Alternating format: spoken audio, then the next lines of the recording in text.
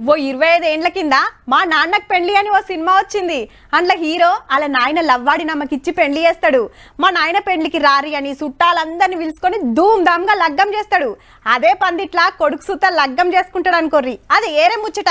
అయితే ఇసొంటి సినిమా నల్లనే చూస్తుంటాం, కానీ ఇప్పుడు మీకు లగ్గం చూపిస్తాం. ఇప్పటిదాకా ఏడ చూసి ఉండరులా.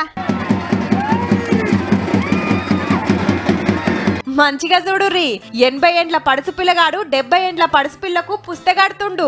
పోటీలు పడి తల్వాలు ఎట్లా గుమ్మరించుకుంటురో. దండలు మార్చుకోగానే కుడుకల పెరుగు పోషిస్తే ఒగలుకొగలు ముద్దుగా దాపించుకున్నారు. అటెన్క పోలు తిరుగుడు, అరుంధతి నక్షత్రం చూపెట్టుడు, షష్టి పూర్తి సంబరం అనుకునేరు. తొలుత ఇప్పుడే లగ్గం చేసుకుంటున్నారు. ఈ పెద్ద మనుషుల పెండ్లికి పెద్దలెవరంటే మన్మలు. మైబాద్ జిల్లా వస్త్రం తండాల 3 ముళ్ళు వేయకుండానే కలిసి ఉన్నారు అవ్వతాతలు. 4 కొడుకులు ఓ బిడ్డను గాని వాళ్లకు పెండ్లిళ్ళయి పిల్లలు పుట్టినా వీళ్ళైతే 7 అడుగులు వేయలేదట.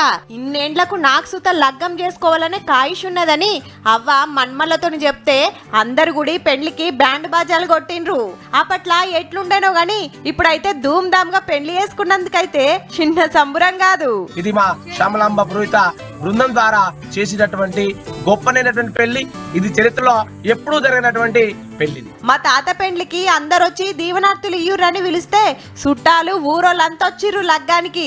మన్మళ్లకు అవ్వతాతలు పెండ్లిలు చేస్తుంటారు, కానీ మన్మలే పెండ్లి పెద్దలై పెద్ద మనుషులకు పెండ్లి చేసిరన్నట్టు.